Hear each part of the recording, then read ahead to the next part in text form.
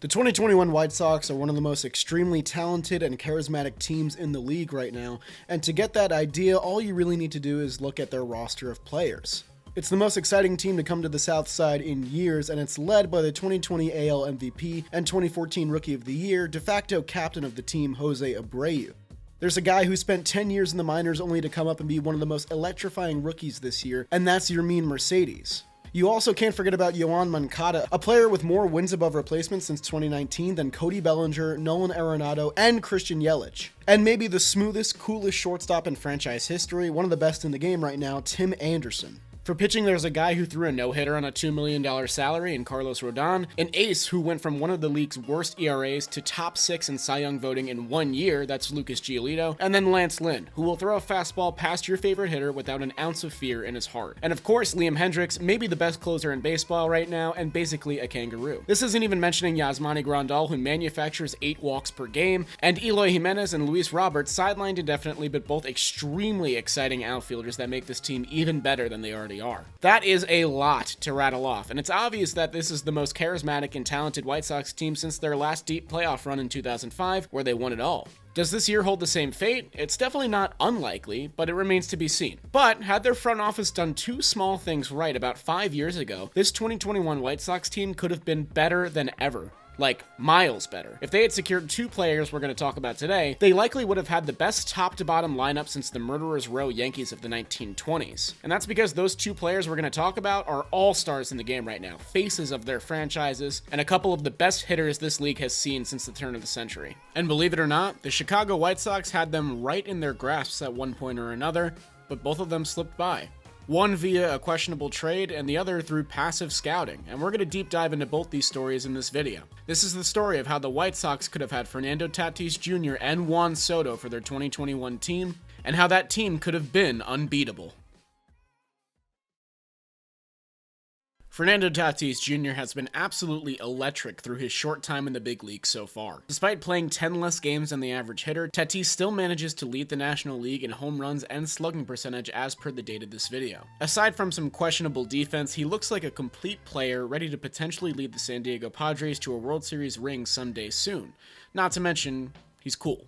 Like, really cool. But for a while, he was an unknown prospect toiling in the White Sox system, and the White Sox had a well-renowned farm system for their many years of mediocrity. Many of those guys took quite a while to come up to the bigs. The first one that comes to mind is Michael Kopech, who was drafted in 2014, but didn't debut until 2018. The promise was there for many of them, including Fernando Tatis Jr. However, Tatis wouldn't be afforded the chance to play in Chicago, as he was the centerpiece prospect in a trade deadline deal in 2016. Now, for a player of Tatis's caliber, you'd have to assume that the White Sox got someone elite in return to help them compete. But that's not exactly how it went down for them, unfortunately. Before we talk about that, let's illustrate just how good Tatis has been in his time in the MLB. These are his ranks among all MLB hitters since his debut. He's top 20 in batting average and home runs, top 30 in on-base percentage, and he gets all the way to top 10 in stolen bases and top 5 in slugging percentage, weighted runs created plus, and OPS plus, which are basically the most cumulative offensive stats you can look at when evaluating a hitter. The point is, he's been really good at the plate, and has very few things he needs to work on left. So how did a star like Fernando Tatis Jr. get dealt so easily? Was the player that came to Chicago in return someone elite that would affect the franchise for many years? He definitely affected the franchise, just not really in a positive way.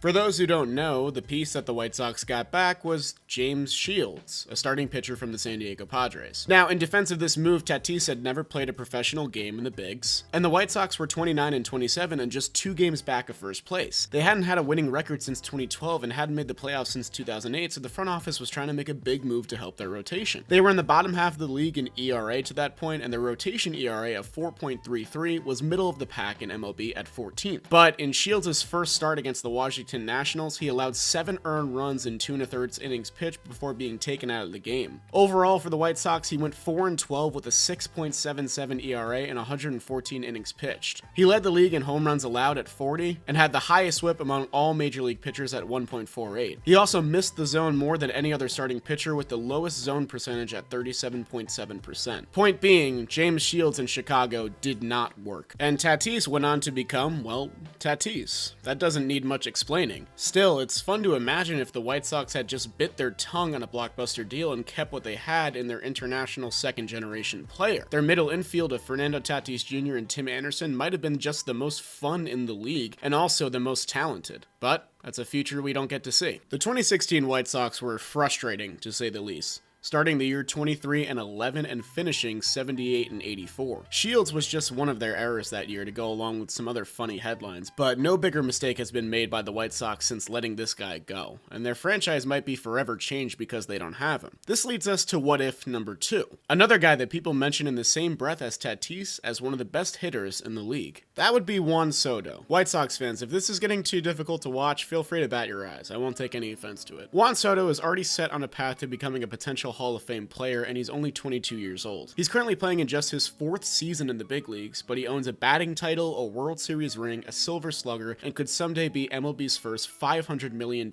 man. Whether that happens in Washington remains to be seen, but the point is, he's the most likable and talented player the Nationals have probably ever had in franchise history. And they likely could not have won the World Series without his help, but what if I told you that they were lucky to simply have him on their roster in the first place? Here are some of his MLB ranks since his debut in 2018. He's top 20 in batting average, and then top 10 in on-base percentage, slugging percentage, and top 5 in weighted runs created plus, OPS plus, and walk and strikeout rate. Notice that his top 5 in the plus ranks is the same as Fernando Tatis Jr., just going to show how well-rounded both those hitters are. But like many international prospects, Juan Soto's journey of getting to this point was long and arduous, and he had a lot of teams coming after him, so finding the right deal might have been difficult. When Soto was just a 16-year-old, he flew to Florida for a Dominican Prospect League tournament with dozens of other Latin American teenagers who planned to sign the first day they could on July 2nd in 2015. Among his teammates there was Fernando Tatis Jr., who the Chicago White Sox would get for $825,000. The White Sox were pursuing Juan Soto as well, willing to give him a $1.4 million signing bonus, and they believed he was likely to agree with them until October 22nd, the final day of the tournament. A high-ranking national scout asked Soto's agent for a private hitting session. After seeing what they liked, the Nationals were willing to pay $1.5 million, and Soto's agent agreed to the number. Soon after, a top executive with the Arizona Diamondbacks who was interested in Soto walked by the cage and asked what was going on, but the National scouts told them it was already a done deal, even though it wasn't. Was this cheap and dirty by the Nationals? Maybe, but we have no idea how often this happens with international scouting. That's also Juan freaking Soto. You would have done the same. Don't lie. The point of all this talk is to land us at the notion that, had the White Sox done a couple things differently, they might have both Juan Soto and Fernando Tatis Jr. in their grasp for their 2021 lineup. And here's what that lineup might have looked like. From top to bottom, I try to do some reconstruction with the fielding, moving Tim Anderson to second base, but overall, this is what I believe the lineup would look like. Tatis is a regular 2-hitter, Juan Soto usually bats third, and I just shifted the rest of the guys around. Notice that all of their OPS pluses are above 100, meaning that every hitter in their lineup would be above league average. And they have a bunch of different weapons here. Tim Anderson can steal bases, Fernando Tatis Jr. has pop, Juan Soto hits to all fields and has an OBP above 400, Soto's Yoan Moncada, along with 18 extra base hits, and you have Yasmani Grandal at the bottom drawing the most walks in the league by far. Not to mention some stellar defense with Luis Robert and Yoan Moncada at third. Outside of some defensive struggles that would probably come up the middle with Tim Anderson and Fernando Tatis Jr., this White Sox lineup looks literally unbeatable, better than any lineup I can imagine in the league. Just staring at it will make you salivate. I mean, unless you're a White Sox fan. By the way, White Sox fans, if you're still batting your eyes, it's okay. I understand.